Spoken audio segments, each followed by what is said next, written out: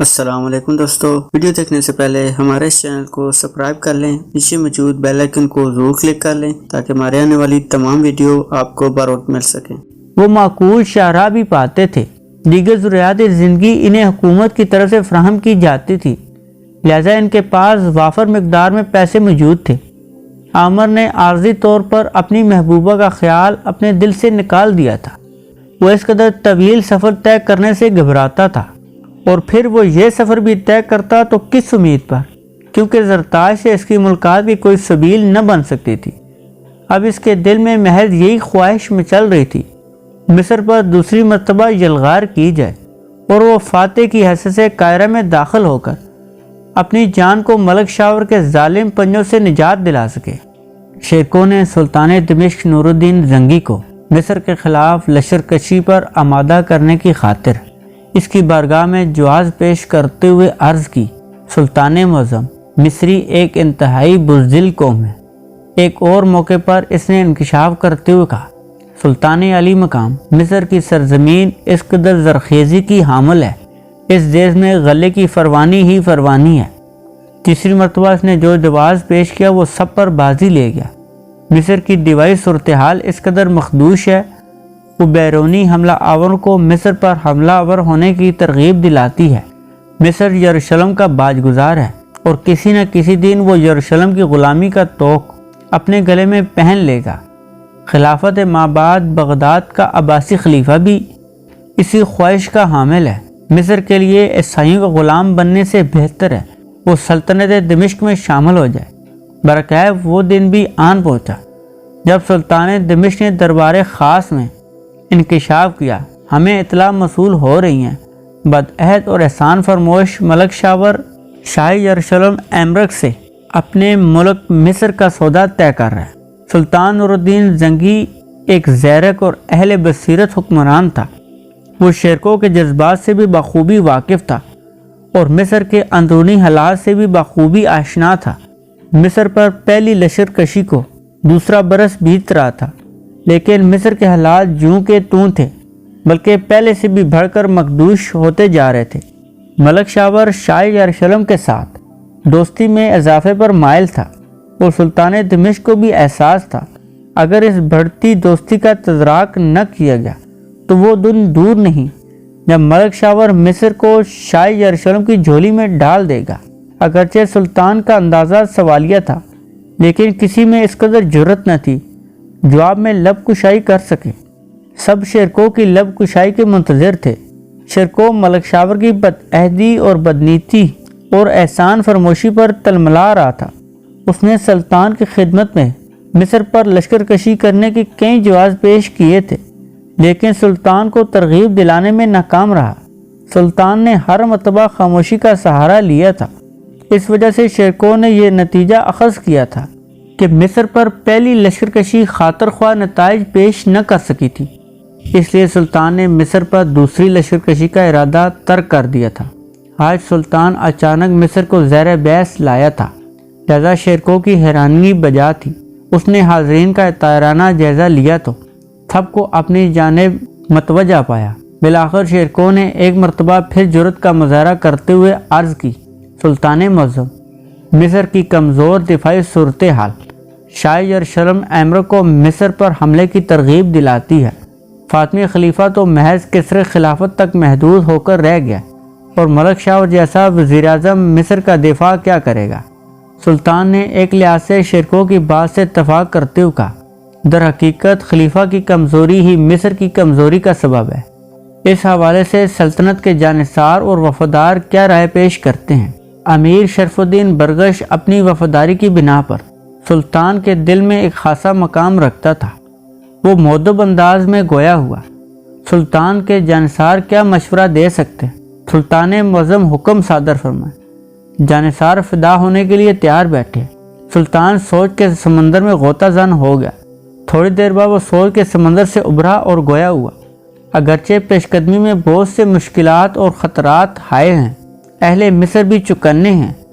شاہ یروشلم حرم اور بانیاس کی تسخیر کے حوالے سے تلملا رہا ہے۔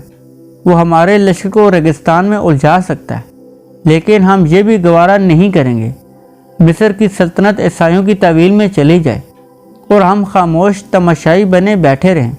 شرکوں کی جان میں جان آئی اور اس کے حوصلے کو بڑھاوا ملا۔ سلطان معظم ملک شاور کی بدعہدی اور احسان فرموشی حضور والا کی شان میں گستاخی کے مترادف ہے۔ اسے اس گستاخی کی قرار واقعی سزا دینا ضروری ہے۔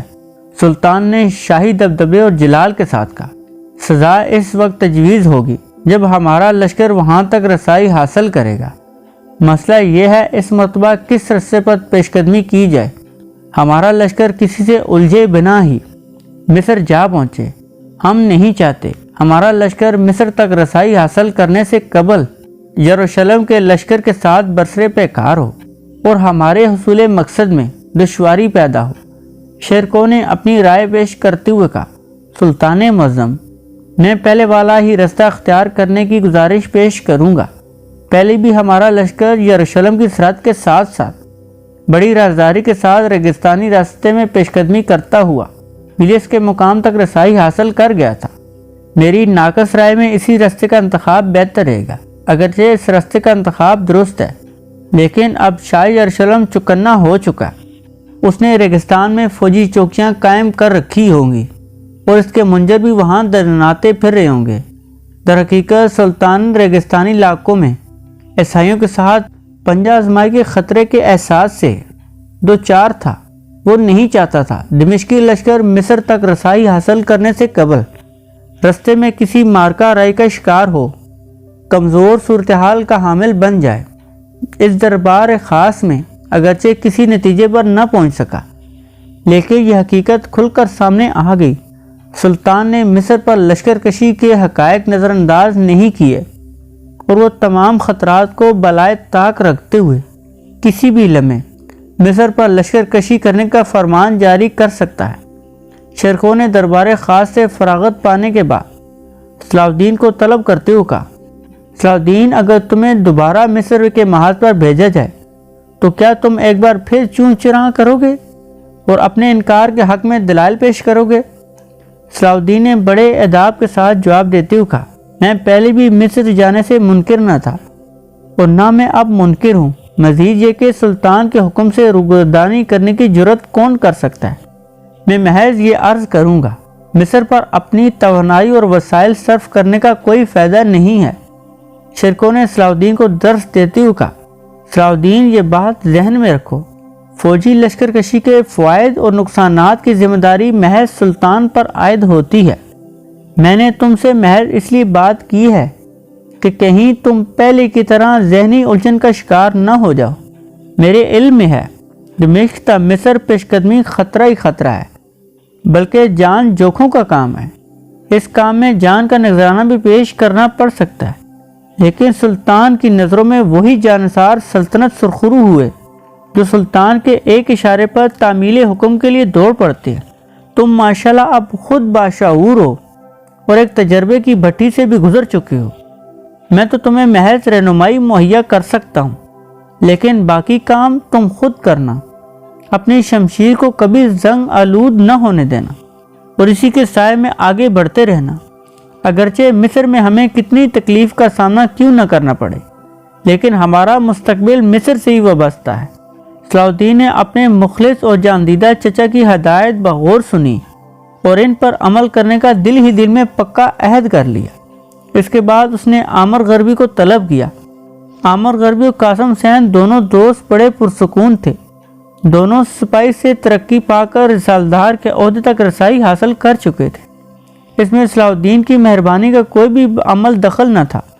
اس دوران نہ ہی صلاح الدین نے انہیں طلب کیا تھا اور نہ ہی عامر غربی نے اس سے کوئی رابطہ کیا تھا، لہذا اس کے طلب کرنے پر اس کے دل نے گواہی تھی لازماً کوئی خوشی کی خبر ہوگی۔ صلاح الدین نے چونکہ محض عامر غربی کو طلب کیا تھا، لہذا وہ قاسم حسین کو تسلیاں دے کر صلاح الدین سے ملنے کے لیے چل پڑا۔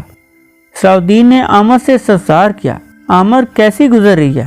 تم نے ہمیں کبھی یاد بھی نہیں کیا۔ عامر نے اظہار تشکر کے جذبے سے مغلوب ہو کر کہا، امیر زادے، میں تو ہر لمحے آپ کے لیے دعا گو رہتا ہوں۔ اگر آپ کا دیدار کرنے کو بڑا جی چاہتا ہے، لیکن آپ کی مصروفیات کا خیال ہے، اس لیے اپنی اس خواہش کی تکمیل سے باز رہتا ہوں۔ مزید برآں آپ نے جس کام پر لگایا ہے اس میں ہنوز کسی دقت کا سامنا نہیں کرنا پڑتا۔ تمہارے ساتھی قاسم کا کیا حال ہے؟ عامر نے خندہ پیشانی سے جواب دیا، بخیریت تمام ہے اور آپ کے لیے دعا گو رہتا ہے۔ امیر زادے، آپ نے ہم دونوں کے روزگار پر لگا کر ہمارے ساتھ بہت بڑی نیکی کی ہے، وگرنہ ہم تو اپنی زندگی کو اپنے ہاتھوں برباد کر رہے تھے۔ صلاح الدین نے ایک دم انکشاف کرتے ہوئے کہا، میرا تمہارے ملک جانے کا ارادہ ہے۔ عامر نے عالم حیرت سے صلاح الدین کو تکتے ہوئے کہا، کیا آپ مصر جانے کا ارادہ رکھتے ہیں؟ صلاح الدین نے مسکراتے ہوئے گویا ہوا، ہاں بھائی عامر، کیا مصر تمہارا دیس نہیں ہے؟ عامر نے ایک سرد آہ بھرتے ہوئے کہا، جس دیس کو چھوڑ دیا اس کا تذکرہ کیا؟ میں تو آپ کے ذرا نوازی کے بوجھ تلے ایسا دبا ہوں، میں نے ماضی کو فراموش کر دیا، اب تو مجھے مصر کا نام لیتے ہوئے بھی ندامت محسوس ہوتی ہے۔ صلاح الدین نے خندہ پیشانی سے جواب دیا، عامر، اگرچہ مصر سے ہماری خوشگوار یادیں وابستہ نہیں ہیں، لیکن دنیا میں ناخوشگوار یادوں کو بھی سہنا پڑتا ہے۔ ملک شاور نے ہمارے ساتھ تلخ رویے کا مظاہرہ کیا اور اس کی احسان فرموش کی وجہ سے ہمیں وقتی طور پر ہضمیت اٹھانی پڑی، لیکن مصر سلطان دمشق اور عیسائی دنیا کے لیے ایک اہم حیثیت کا حامل ہے، جس کے لیے کشمکش جاری ہے اور جاری رہے گی۔ عامر اگرچہ صلاح الدین کی باتیں بغور سن رہا تھا، لیکن اس میں دلچسپی کا عنصر مفقود تھا۔ صلاح الدین نے اپنی گفتگو کا سلسلہ موقوف کر کے اس سے استفسار کیا، تم غالباً ہماری باتوں میں دلچسپی نہیں لے رہے ہو عامر؟ عامر نے قدرے سنبھلتے ہوئے جواب دیا، امیر زادہ، ایسی کوئی بات نہیں، درحقیقت آپ کی دانشورانہ باتیں میری سمجھ سے بالا تر ہیں۔ صلاح الدین نے مختصر طور پر اپنا مدعا بیان کرتے ہوئے کہا، میں نے اس قدر لمبی تمہید اس لیے باندھی ہے، ہمیں ایک بار پھر عازم مصر ہونا ہے۔ صلاح الدین اگرچہ پہلے بھی مصر جانے کا تذکرہ کر چکا تھا، لیکن عامر کا ذہن اس کی باتوں میں الجھ کر اس تذکرے کو نظر انداز کر گیا تھا۔ اب صلاح الدین نے مصر جانے کے بارے میں خبر سنا کر اسے ورطہ حیرت میں ڈال دیا۔ کیا میں نے درست سنا ہے، آپ دوبارہ عازم مصر ہو رہے ہیں؟ صلاح الدین نے اسبات میں جواب دیتے ہوئے کہا، عامر غربی، تم نے درست سنا ہے، میں اسی مصر دوبارہ جا رہا ہوں جہاں تم نے جنم لیا، پرورش پائے، جوانی کی منزل کو جا پہنچے، وہی مصر جہاں تمہارے احسان فرموش بہنوئی نے تمہاری تذلیل کی۔ اب تم پر یقین ہو کہ ہم عازم مصر ہو رہے ہیں؟ عامر گویا ہوا، امیر زادہ، یقین تو مجھے پہلے ہی حلے میں آ گیا تھا، لیکن میرے یقین نے حیرت کا جامہ اوڑھ لیا تھا جس سے وہ اب خلاصی پا چکا ہے۔ صلاح الدین نے استفسار کیا، کیا تم کچھ اور بھی کہنا چاہتے ہو؟ عامر نے دکھی لہجے میں جواب دیا، امیر زادہ، میں اور کیا کہنے کی جسارت کر سکتا ہوں؟ اگر آپ تفریح کے لیے عازم مصر ہو رہے ہیں تو اللہ آپ کے سفر کو سعاد بنائے اور آپ بخیریت تمام واپس آئیں۔ اگر آپ مصر پر یلغار کر رہے ہیں تو فتح نصرت آپ کے قدم چومیں۔ صلاح الدین نے ایک اور مشکل سوال جڑ دیا، کیا تم مصر جانا پسند نہیں کرتے؟ عامر نے جھٹ جواب دیا، امیر زادہ، کیوں نہیں، لیکن مصر نے میرے ساتھ اچھا سلوک نہیں کیا۔ میں آج جو کچھ بھی ہوں وہ دمشق کا مرہون منت ہوں۔ میں ایک فاتح سپاہی کی حیثیت میں مصر جانے کا خواہاں ہوں۔ مجھے اب ملک شاور کی خوشامد نہیں کرنی بلکہ اسے حکم دینا ہے۔ میں اب رات کی تاریکی میں چھپ کر زرتاج سے ملنے کے بجائے دن کے اجالے میں اس وقت اس سے ملاقات کرنا چاہتا ہوں جب وہ سعید پر دمشقی افواج کا راج ہوگا۔ صلاح الدین نے خوشی کا اظہار کرتے ہوئے کہا، ہم تمہاری نیک تمناؤں کی قدر کرتے ہیں۔ اب تم انشاءاللہ ایک فاتح بن کر مصر کی سرزمین پر قدم رکھو گے اور ایک فاتح بن کر سعید میں بڑی شان سے جاؤ گے۔ عامر نے بے ساختہ کہا، آمین، اللہ آپ کی زبان مبارک کرے۔ بلاخر صلاح الدین نے اسے لب لباب بتا ہی دیا، مصر جانے کے لیے ذہنی طور پر تیار ہو جاؤ، مگر ابھی اس خبر کو اپنے تک محدود رکھنا۔ اپنے دوست قاسم حسین کو اس خبر سے اس شرط پر آگاہ کر سکتے ہو کہ وہ بھی اپنے تک محدود رکھے۔ عامر کی خوشی کا کوئی ٹھکانہ نہ تھا، اس کا رواں رواں خوشی سے جھوم رہا تھا۔ اس کی سمجھ میں نہیں آ رہا تھا کہ وہ اس خوشخبری کا اظہار تشکر کیسے کرے۔ وہ بولنے کے لیے پرتول ہی رہا تھا۔ صلاح الدین نے اسے یہ کہتے ہوئے رخصت ہونے کی اجازت دے دی، عامر، میں نے تمہیں اسی لیے طلب کیا تھا، اب تم رخصت ہو سکتے ہو۔ عامر خوشی سے دیوانہ وار بھاگتا ہوا اپنی بیرک میں واپس آیا۔ بیرک کے لوگوں نے اس کی حالت دیکھ کر آپس میں چہ مچگوئیاں شروع کر دی۔ بیرک کے ایک مکین نے کہا، ان پردیسیوں کو بھی سمجھ نہیں آتی، دیکھو تو ایسے بھاگ رہا ہے جیسے باہر زوروں کی بارش برس رہی ہو۔ دوسرے نے عامر کے حق میں لب کشائی کرتے ہوئے کہا، کچھ بھی صحیح، لیکن دونوں بے حد بھلے مانس ہیں اور اپنے کام سے کام رکھنے والے ہیں۔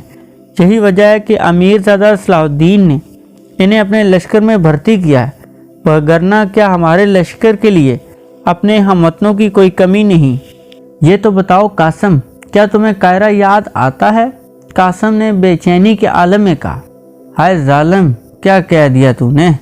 اگرچہ یہ بھی سہانا دیس ہے، لیکن اپنا دیس تو پھر اپنا دیس ہوتا ہے نا۔ قاہرہ میرے خوابوں میں آ کر مجھے چونکا دیتا ہے۔ عامر نے اسے چھیڑا، تو پھر خوش ہو جاؤ۔ قاسم حسین نے دل گرفتی کے ساتھ کہا، کیوں خوش ہو جاؤں؟ کیا قاہرہ خود چل کر یہاں آ رہا ہے؟ عامر نے عالم سکون میں جواب دیا، یہ بھی ممکن ہے قاسم، اور یہ بھی عین ممکن ہے ہم قاہرہ کا رخ کریں۔ قاسم نے فرطہ جذبات سے مغلوب ہو کر اس کا ہاتھ تھام لیا۔ عامر بھائی، پہلیے نہ بجواؤ، سچ سچ بولو، کیا معاملہ ہے؟ عامر نے انکشاف کیا، سچ یہ ہے ہم عازم قاہرہ ہو رہے ہیں، لیکن یہ انکشاف اپنے تک محدود رکھنا اور کسی سے نہ کہنا۔ ٹھیک ہے، اپنے تک ہی محدود رکھوں گا۔ قاسم حسین نے بے چینی کے عالم میں گویا ہوا، کب اور کیوں جا رہے ہیں؟ عامر نے اس کے کان میں سرگوشی کرتے ہوئے کہا، مصر پر لشکر کشی ہو رہی ہے۔ قاسم حسین نے فکر مندی سے کہا، تو ایسے بولو نا، نامعلوم ہمیں ساتھ لے جایا جائے گا بھی یا نہیں؟ عامر نے اندر کی بات بتاتے ہوئے کہا، ہمیں ساتھ لے جایا جائے گا قاسم، مجھے امیر زادہ صلاح الدین نے خبر دی ہے۔ قاسم نے فی الفور صلاح الدین کے حق میں دعا کی، خدا سلامت رکھے امیر زادہ صلاح الدین کو۔ عامر نے بھی دعا میں شامل ہوتے ہوئے کہا، آمین ثم آمین، اللہ تمہاری زبان مبارک کرے۔ امیر زادہ نے نوید سنا دی کہ ہم دونوں ان کے ہمراہ ہوں گے۔ سلطان نور الدین زنگی نے یہ وتیرہ اپنا رکھا تھا کہ وہ اہم جہاد اور بڑی بڑی مارکہ رائیوں کے لیے فوج کی قیادت بذات خود سر انجام دیتا تھا۔ لشکر کی کمان اسی کے ہاتھ میں ہوتی تھی۔ جس جنگ یا جہاد کی قیادت یا کمان وہ کسی نہ کسی وجہ سے بذات خود نہ کرتا تھا، اس کی کمان اپنے کسی سردار یا سپہ سالار کے حوالے کر کے مارکہ رائی کے لیے روانہ کر دیتا تھا، اور اس مارکہ رائی کی کامیابی کے اختتام تک وہ کمان اسی سردار یا سپہ سالار کے ہاتھ میں رہتی تھی، اور اس لشکر کی قیادت یا کمان کو تبدیل نہ کیا جاتا۔ چونکہ مصر پر ایک مرتبہ لشکر کشی کی جا چکی تھی، لیکن مصری وزیراعظم ملک شاور کی بدعہدی اور بدنیتی اس مہم کی راہ میں حائل ہو گئی۔ وہ مہم خاطر خواہ کامیابی سے ہمکنار ہونے سے محروم رہی۔ سلطان نے بھی اس مہم سے زیادہ امیدیں وابستہ نہ کی تھی، اگرچہ یہ مہم ایک دور دراز کے علاقوں میں سر انجام دینے کی وجہ سے خسارے کا سودا ثابت ہوئی تھی، لیکن یہ مہم اس قدر اہم نوعیت کی حامل تھی، اسے نامکمل چھوڑ کر اس سے چشم پوشی نہیں کی جا سکتی تھی۔ اسدالدین شیرکوہ کے سر پر تو مصر دوبارہ لشکر کشی کرنے کا بھوت سوار تھا، اور مصر پر دوبارہ لشکر کشی کے حوالے سے اکثر تذکرے کرتا رہتا تھا اور اپنی رائے پیش کرتا رہتا، لیکن سلطان فیصلہ کرنے کے لیے کسی مناسب وقت کا منتظر تھا۔ بالآخر سلطان نور الدین زنگی نے اس فیصلے پر پہنچ گیا، مصر کو شاہ یروشلم جیسے عیسائی حکمران کی جھولی میں گرنے اور اس کے ظلم و ستم کا نشانہ بننے سے بچانا عین فرض ہے۔ تو اب وہ فی الفور اپنے اس فیصلے پر عملی جاملہ پہنانا چاہتا تھا۔ سلطان نور الدین زنگی نے مصر پر دوسری مرتبہ لشکر کشی کے لیے اسدالدین شیرکوہ کو ہی سپہ سالار منتخب کیا۔ سلطان نے محض اسی پر اتفاق نہ کیا بلکہ یہ حکم بھی صادر فرمایا، وہ امرائے نوریہ جو مصر کے خلاف پہلی لشکر کشی کے وقت شیرکوہ کی قیادت میں عازم مصر ہوئے تھے، وہی امراء اس مرتبہ بھی لشکر کی ہمراہی کریں گے۔ لہذا ان امرائے نوریہ کو حکم دیا جاتا ہے وہ ہر لمحہ اپنی تیاری مکمل رکھیں، تاکہ جس وقت کوچ کرنے کا حکم دیا جائے وہ محض 2 گھنٹے کے اندر اندر منزل مقصود کی جانب کوچ کر جائیں۔ اس حکم کے تحت آنے والے امرائے نوریہ درجہ ذیل تھے: امیر عین الدین باروکی، امیر قلب الدین بانیال، سیف الدین شتوب حقاری، شہاب الدین محمود حارمی، شرکوں کے لیے یہ حکم صادر کیا گیا وہ اپنی من پسند کے 2000 جوان اپنے ہمراہ لے جانے کے لیے چن لے۔ سلطان نے صلاح الدین کے لیے بھی حکم جاری کرتے ہوئے کہا نجم الدین ایوب کا بیٹا صلاح الدین بھی اس مہم میں شرکت کرے گا تاکہ وہ مزید تجربے سے ہمکنار ہو سکے۔ دوستو آج کے لیے اتنا ہی۔ اگر ویڈیو پسند آئے کمنٹ سیکشن میں اپنی رائے کا اظہار ضرور کیجیے گا۔ اس سیریز کی ایک نئی ویڈیو کے ساتھ بہت جلد آپ کی خدمت میں حاضر ہوں گے۔ تب تک کے لیے اللہ۔